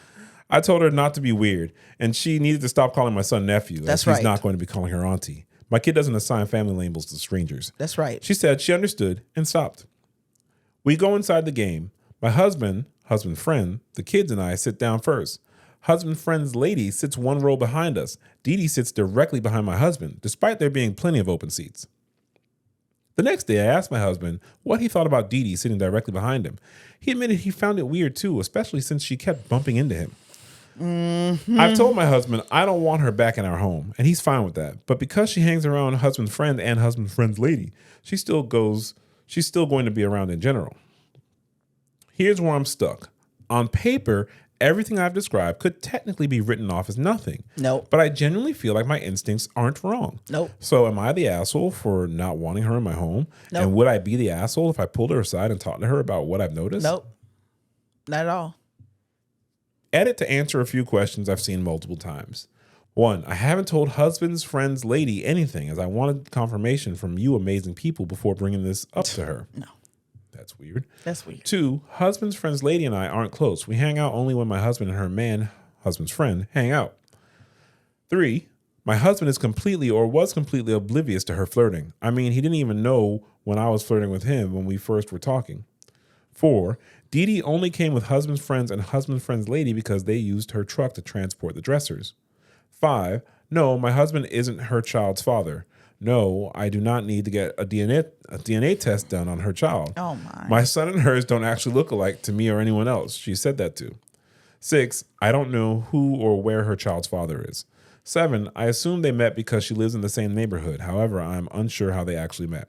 8, my child was also at this gathering and approached my husband during their short encounter. I hope this answers some of the more recurring questions. I'll be sure to post an update when there is one. I appreciate every single comment. Well, no, I think man, what do people do before there was like Reddit things? I would have never thought about that. I would have said that right away. What would you have said, honey? Babe, that bitch can't come to the house. You would have never said that to me. Why? Because that bitch would have never been in my house. Like, what are you talking about? See, this is the reason why. I don't just like people coming over to my house. I'm like, hey, guys, come on in. Oh, I didn't even see you. Okay. All right. Yeah. And telling the son to call nephew, that's weird. Nephew? No. That's weird. That's weird. That's weird. No. No. No. As of yet, there is no update. But let's read some comments. Ugh. Not the asshole. She's definitely attracted to him. Say something to her. OP said, I plan to. Just wanted to make sure I'm not tripping. No. I think you are tripping. That's maybe I'm different. I think you're not tripping enough. I don't take time to get like what am I gonna get quorum to see if I'm tripping or not? Like what does that do? A Reddit quorum. No, I don't have no. Nope. I wouldn't be wondering what it would be like. I would have already done that. That's it. This next comment says, actually, better yet, have husband say something along the lines of, I fear you have misconstrued my polite interaction with a deeper level of friendship. Please keep in mind that we are acquaintances at best and that your overly familiar actions are making me and my wife uncomfortable. Thanks for understanding. Yeah, no. Dee Dee needs to know that your husband isn't her next conquest and that your husband doesn't want to make you uncomfortable either. I think that's stupid. Yeah, I'm not doing all that either. No. The husband doesn't know Dee Dee. The husband wasn't friends with Dee Dee. Yeah. The husband doesn't work with Dee Dee. Yeah. The husband doesn't need to talk to Dee Dee. Not at all. And if the friend and the friend's wife or whatever it is, Husband, friend's lady. Whatever. No. Oh, lady, because they might not be married. Okay, that's fair. We don't have to entertain any of them at all. I'm not neglecting to be a part of things I don't want to be a part of. It sounds like a company I don't want to keep. How's that company you don't want to keep? Like the husband's friends with the friend, and the lady, Dee Dee just not come up. Or if Dee Dee's there, I don't want to be involved. That's it. Yeah, it seems like a double date situation. That seems like third wheel anyhow. And Dee Dee's decided she's going to be there. Yeah, no. And then when they have their kids, I guess she's trying to bring her kid as well. I don't you know who I am? No, I know who you. I know who you about to be. Yeah, I'm not entertaining that at all. This is the best take. The husband needs to shut this down, not OP, because when OP says something, Dee Dee is going to go into full offensive against OP. You should always expect the worst from someone who is plainly trying to ruin your life. I'm not doing all that. I don't think the husband needs to shut it down. I don't think there's anything. I think this lady is a non-factor, and she shouldn't be in your house. Give her too much energy. If she's disrespectful again, you're allowed to say that. Like, hey, why the fuck do you keep talking to my family? You're allowed to say that. Yeah.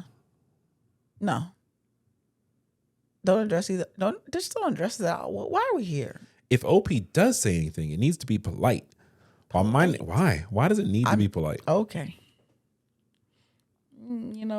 Maybe these different cultures or something. I don't entertain this way. I can entertain any of these thoughts.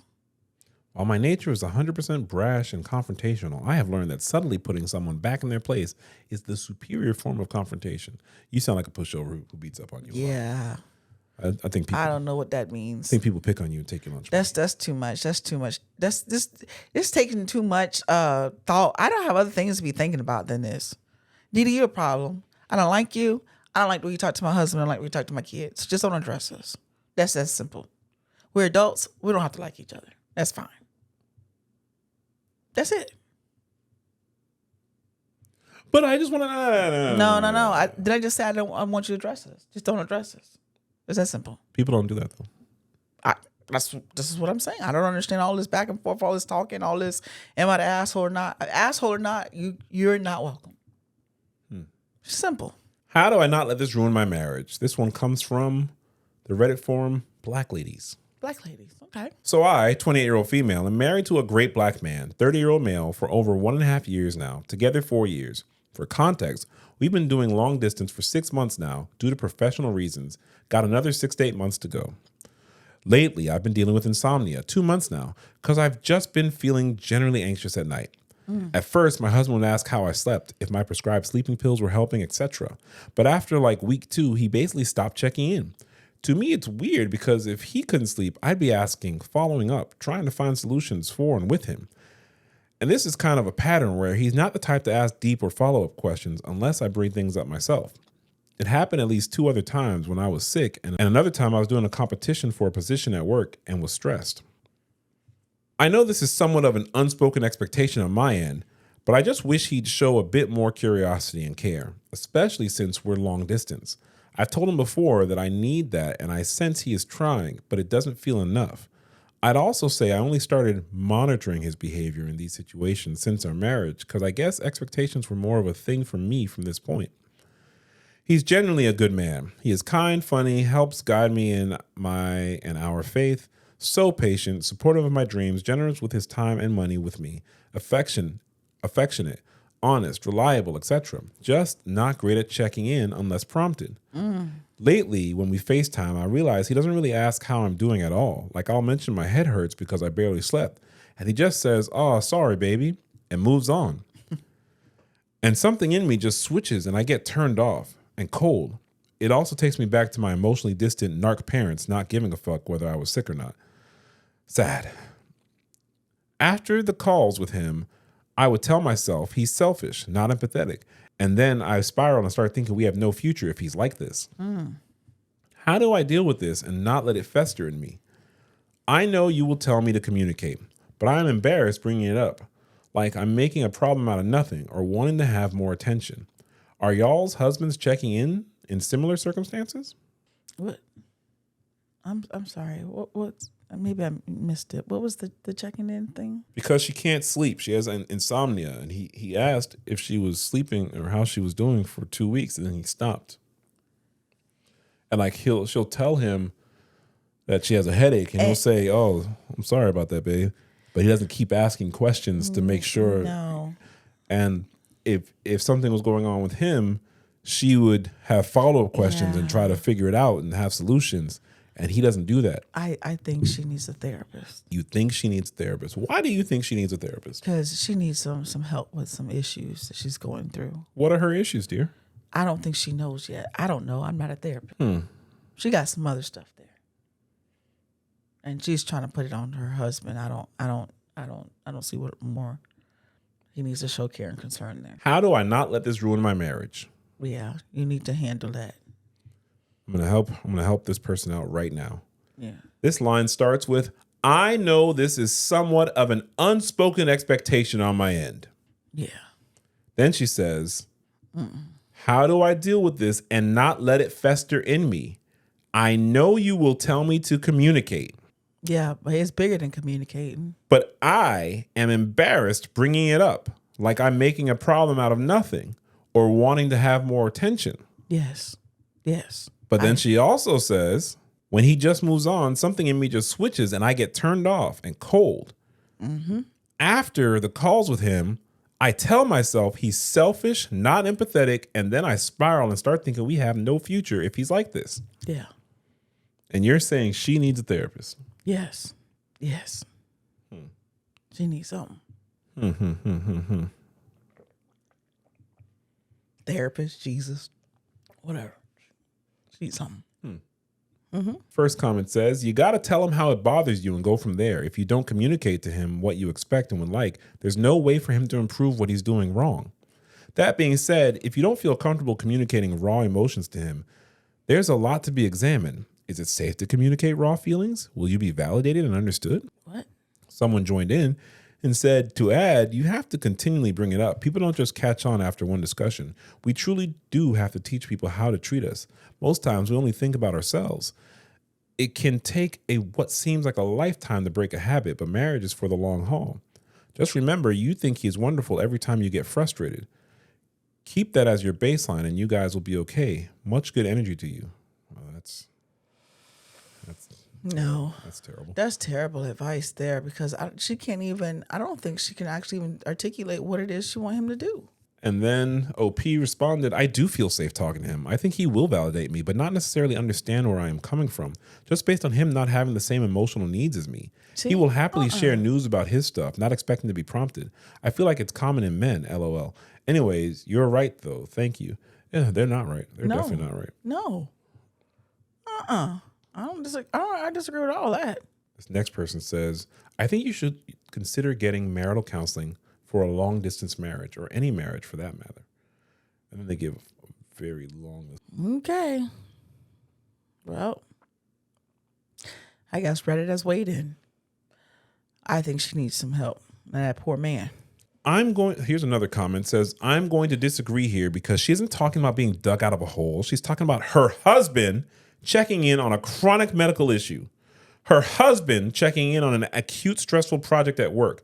Telling her husband she's having an issue. And he says, oh, babe, that sucks, and moves on. What the hell am I married to a man for if that bare minimum is a drain? What? It's so disgusting to keep seeing this referred to as a drain on this man when it's really the absolute bare minimum I would expect from a close friend, much less a spouse. What? I must have missed something. I must not understand the context of the full thing. I think what is happening here is what happens on the internet all the time. I think there are people who have issues in their relationship and they're putting that onto her relationship. Oh, okay. You know, kind of how like you're in a terrible marriage. And I'm not in a terrible marriage. Oh, well. Blink twice if you're okay. Oh, you were being... Pretentious. It's all I know how to do in my life. I would suspect that she has not communicated this to him at all. And like you said, she does not know how. Yeah. And because of that, people are, this person is saying, well, it's a chronic medical issue and he's not checking in. I don't know that he knows that it's a chronic medical issue. I don't know that he knows that she's feeling anxious at night. I don't know that he knows. And hopefully he would ask. But then I don't know that if and when he does ask, she actually gives the full story, right? Because she's saying she spirals, but then she also is embarrassed to bring it up, and she doesn't want to make a problem out of nothing, but she wants more attention, but she doesn't want to seem like she wants more attention. And this is how it keeps going. What would be, so he acknowledges whatever and says, "Oh, I'm sorry that you're going through that." What would be the acceptable response for her? You want me to say what? I don't think there is one. That's how I feel from what she wrote. That I don't think he can do anything that would be acceptable unless he was just outrageous. No, I don't think he needs to be outrageous, but I do think he needs to understand the role anxiety is playing in her life. And it's not that he needs to validate every single thought that she has. That indeed would be a drain. But he does need to be aware of what she's going through. Okay. And so him showing concern and him being able to validate, maybe she just needs a little more. But it can't be a never-ending pit where he has to kind of... Yeah, but he's like... So she expect him to decipher all of this thing out from what she's saying? I mean, she needs to communicate. Yeah. Yeah, okay. You're thinking she should just say it. No, I'm just... Lots of people struggle with being able to say these things. She didn't really notice it before the marriage because she just thought when they got married, he would change and he would be more attentive. And he is attentive. It sounds like he is attentive, but she wants more. There's nothing wrong with that. She just needs to communicate that. Okay. I don't think she's wrong. I don't think he's wrong. I think they just need to talk. Yeah. You want your spouse to be curious about you. You want your spouse to be inquisitive about you. It seems that he says, "Hey, how's your day?" She says, "Okay." And he's like, "Okay." And he just keeps moving. Yeah. And she wants him to go a little deeper. Okay. You can't even fathom or understand this because you have someone that is curious about you. Yeah. But not everyone does. So, okay. That's why I said, okay. I must be missing something. That's all I said. It was on me. Okay. They can go to couples counseling. She can go to individual counseling. She needs to learn to express her needs. And we got to make sure that he's listening to her needs. So. Okay. What's the shaking head? Because I know what you're thinking. I know exactly what you're thinking. I know exactly what you're thinking. What does that mean? Could it be me? Oh, next. That's not what I'm thinking. What are you thinking? I'm thinking, okay. Good advice, honey. The cap continues, ladies and gentlemen. That's not cap. Continues. That's good advice. Ladies, gents, my NBs, Mrs. Swear. Yeah, okay. All right, Esperanza, let's get to these school snacks. So you ready for school snacks? Oh, yeah. So I have been looking at so many extra food things and places to go because, it's holiday times, try new places. And there's been this Costco bakery item. Type. It is a blueberry cheesecake caramelized croissant. Tell me more. This is said specimen. You don't want to put it in focus? I don't know how to do that. This is says I gotta put the hand behind it. I don't know how to do that. Oh Lord. So that is said specimen. Blueberry cheesecake caramelized croissant.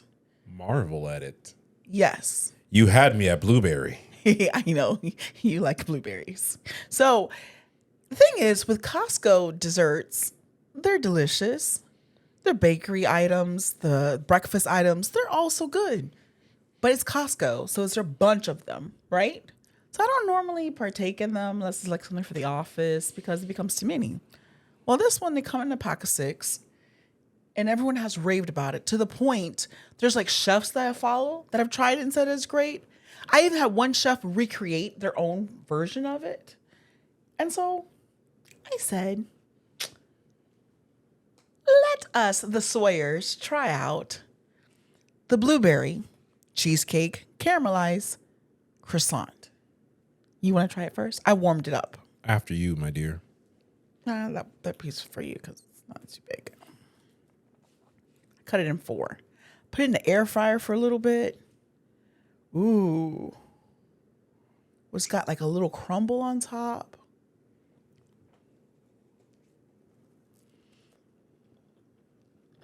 Mmm. Mmm. Mm-hmm. Mm-hmm. Okay. Mm-hmm. Mm.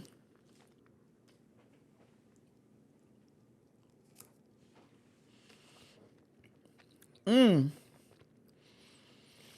Mm. Oh, I like that. I like that a lot. Like a dough. The caramelized part in the bottom. Oh, it's very good. Oh, yeah. Not too sweet. It's just right. Look at the layers in the croissant. Oh, this is going to be a problem. Oh, no. Mm-hmm. Very big bites. Mm. Mm. Ooh, look at that, babe. Mm. Look at it.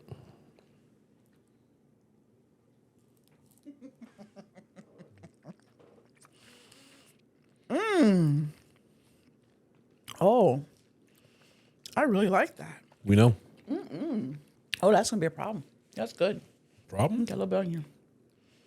Oh man.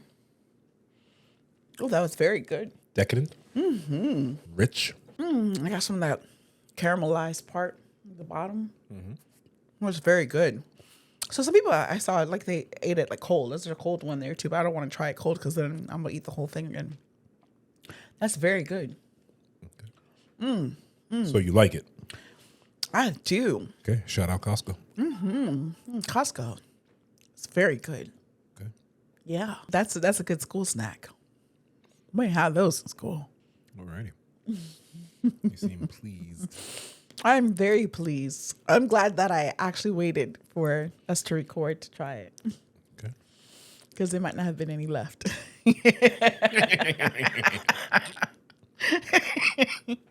Oh, very good. Oh, I like that school snack. We're glad.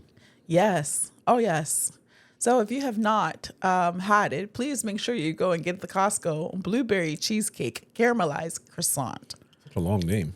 I know, but it does it justice. Blueberry croissant wouldn't do it. Blueberry cheesecake wouldn't do it. Caramelized croissant wouldn't do it. You need all of it. Need all the names Oh, yes. for all that flavor. Oh, my. And it's like they did the croissant right, too. They got like the layers right. So it's not like just like like they just did a thing. There's like a proper croissant. The cheesecake, the cheese part is not just like a cheese Danish. It's like a real like cheesecake. It's a little thicker than like a pastry. And then the blueberries is not overwhelming because I know you like blueberry, but you don't like when they put all that saucy thing and it's like big. I don't. You don't like all that stuff. You still What's it called? The taste- compote? Yeah, I like you all don't that. like that. Well, you don't. I don't think you mind compote. You don't like excessive compote and excessive like artificial Yeah, you know me. flavor. I like it real. This one, I taste the blueberry, Me too. the cheesecake, the croissant, and a And little the caramelized on the caramelized bottom. Oh bottom. yes, Yeah. that's a very well thought out snack. So that's the kind of snack that's a Sawyer approved snack. Shout Sawyer, out to the food scientist at yes, Costco. Costco, Sawyer approved. Yes, check. Love it. Yummy. Babe, Yes, babe. we've been doing Only Black Kids for 2 years. 2 years. I've learned a lot of things over these past 2 years. Oh yeah. Yes. I've learned a lot of things too. 2 years ago, I didn't even know you had male friends. Off of a college. Oh boy. 2 years ago, I did not know the depths of relationship shenanigans. Man. I've always heard crazy stuff Yes. at my job, Yes. but not to this extent. Man. That's real world. I've seen the people pleasing, but damn, not to this extent. Oh. Wow. Like, it never stops. No. I've seen so many things over these past 2 years. The shenanigans, Yep. the bad humans. Yep. 2 years of toxic. So what does that mean? It's time for some what? Blueberry cheesecake caramelized croissants. Oh, I could eat another one. That's one. Don't tell me that. But what else is it time You need a for? little bit of savory with it too. It's time for Toxic Confessions. Here, read this one. You want me to read it? I'm that bitch. Thick thighs. Cook a Sunday dinner from scratch. You ain't lie. Clean the house spotless. Okay. And still ride it like a stolen car. Amen. Been rocking with this married ninja for 4 years. Okay. He kept saying, I'm leaving her next year. I got tired of waiting, so I sent the wife every video. Yeah, the nasty ones. Oh, Lord. Wife ain't even cry. She got a shark lawyer, cleaned him out, and got him fired.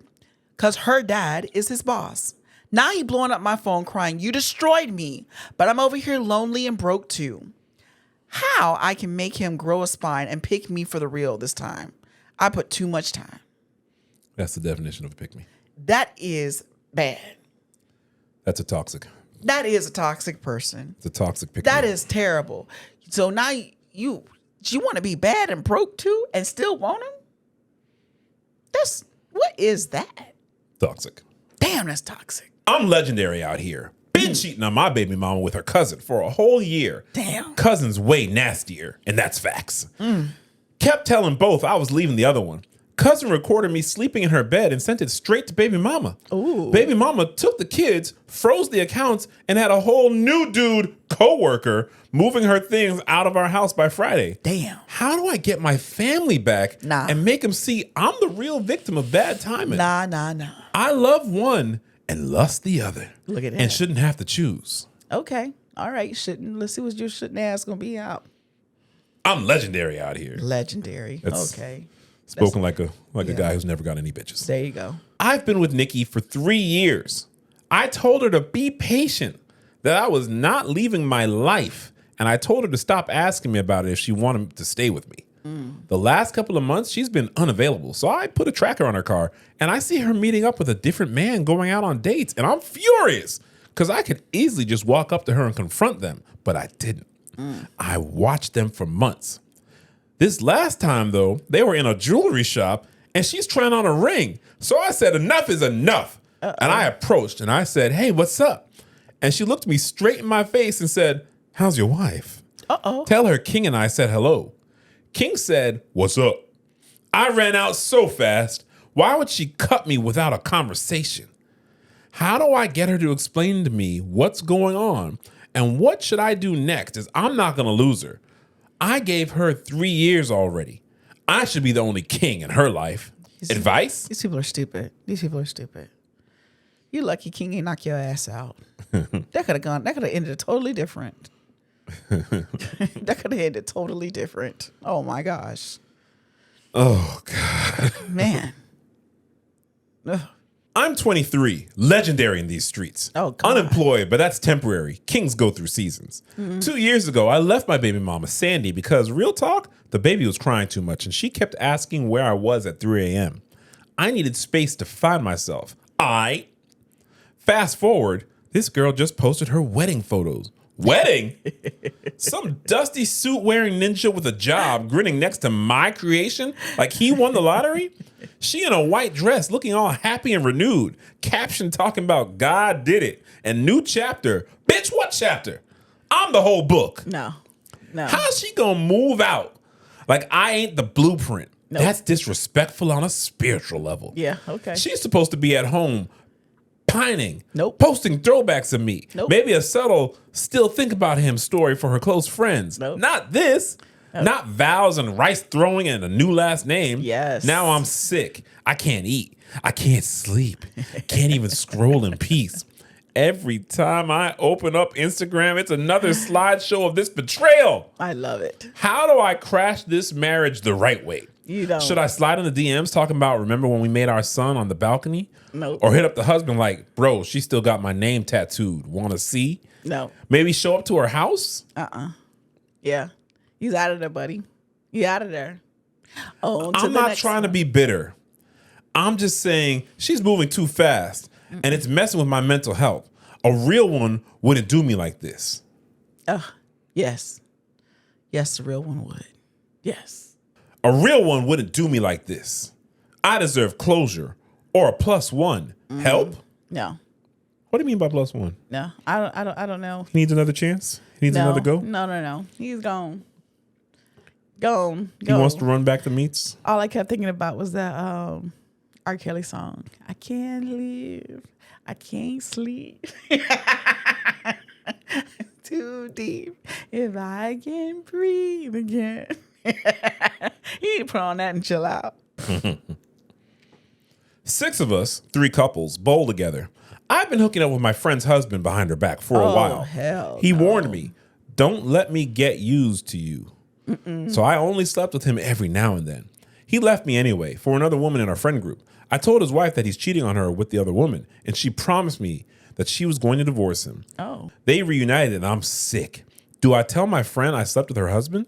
She's the only thing stopping him from loving me completely. I'm willing to sacrifice my friendship with her for this. Oh, no. But doesn't that mean she have a husband, too? Yes. Oh, my gosh. That's a bad human. Honey, I don't know if you know this. The name of the segment is That's a bad human. Toxic Confessions. That's a bad human. Damn. The good humans don't write this part. That is terrible. Oh. Everybody pH balance messed up there. I helped my bestie of 11 years during every stage of her wedding. I went into my own pocket to put a down payment on the venue with her card when her card was declined. Oh, no. Fast forward to 2 months before the wedding, and Bridezilla's ass got dumped for being too disrespectful with her fiance's mother. I know her fiance very well, and he's a catch. I intervened and tried to patch things up between them, mainly because if they don't get married in that venue, I'll lose my deposit. He refuses to go back to her. Venue said I had to cancel within 90 days or I lose the deposit outright. It was too late to cancel. Damn. So I paid the remaining balance and threw myself a birthday party instead. Okay. Bridezilla didn't show. I understand it was supposed to be her wedding day, but her ex-fiance arrived. We were having drinks when he said it would have been me and you. It was always you. Well, 1 year later and I'm pregnant by him. Damn. He's excited to announce our baby, but I'm afraid of being labeled as a snake. I'm not a snake. We're just 2 good people who just happen to fall in love. Advice? He just slipped up, you know. Just I don't know that this is toxic. I don't know if that's too toxic. I don't know. No, I don't know. I mean, sure, she did get with her bestie's man immediately. Ex-fiance. But she didn't come to the birthday party. If she had come, maybe they wouldn't have got together. So it's a friend's fault. I don't know. This could go different ways. She didn't seem like she didn't get with him while she was with him. She actually tried to rekindle it for them. Well, she didn't want to lose her deposit. Right. And she didn't. She threw a party. Yeah. And he happened to It come was through. over with the fiance. Yep. I don't know if this is toxic. It's messy. It's messy. See, we said the same thing. It's messy, but I don't, strange things happen. That's life. I think she just got to, focus on the baby and hope he a good man. Isn't it better to hope he's a good man before the baby? Yeah, but the baby coming now is here. You can do about that now. You can't think about it before. My baby mama stole my new woman from me, and I can't handle it. It affects me on various levels. Like, you'd rather have a woman with a toy than me? Me? And that's what's so petty about it, is that my baby mama isn't gay. She stole the new chick just to spite me. It's like they both turned gay just to piss me off. I want my new woman back. Advice? Bro, I think you got your leagues there. You deserve better, King. Yeah, I think I don't think you can handle all that there. Yeah. And in our final toxic confession. Yeah. I'm a whole prize. Good job. Stroke game lethal. Okay. Good job and stroke game lethal. Okay. Whole prize. Okay. It sounds better than some other stuff we heard today. So, okay. Whole prize. Stroke game lethal. Lethal. Okay. I'm killing them out here. Okay. And a job. Okay. So when my wife caught the baby weight, I kept it a buck. Shape up or I'm out. Oh, no. Started smashing her personal trainer. Damn. Yeah, the fine dark-skinned trainer on IG. Her. Wife found out. Dropped 50 pounds in 3 months, looking like a whole snack pack. Now my own homies in her DMs shooting they shot. Oh. My mother happily watched our infant while my wife posted cruise pics with her old thought friends and some young ninja rocking locks. Uh-oh. I'm heated. How do I remind her I'm the original blueprint and get her back before she really bounced? I was just trying to motivate her about the weight. It worked. She should be grateful. See? So what I learned from today's batch of Everybody Toxic is a Confessions, blueprint.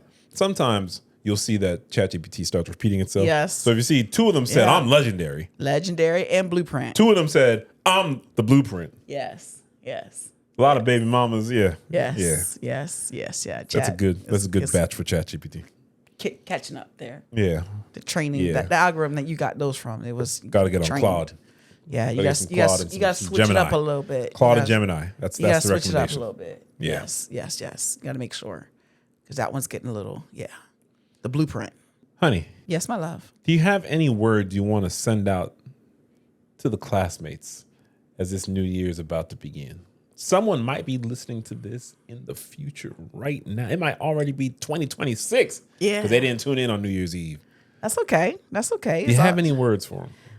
I would say just focus on this year being about you. You know, they talk about the 2025 was the year of the snake, and you're supposed to shed everything. So let leave that into 2025 and focus on the new year, new beginning. But I think in order to do anything new, you got to understand who you are. And I think a lot of all this stuff and a lot of things I just hear, people don't really know who they are. And they don't really know what they want. So they can articulate what they want because they don't know who they are or know how to receive it. So Cooking. I think people just need to just focus on them. I know it may sound selfish, but it's not. If you don't pour into yourself, you can't pour into others, and you can't be the best representation of you if you don't know you. So I think a lot of people need to do some soul searching and understanding who they are. I want to add on to what you said. Okay. Because so often we hear people say, focus on you, focus on you.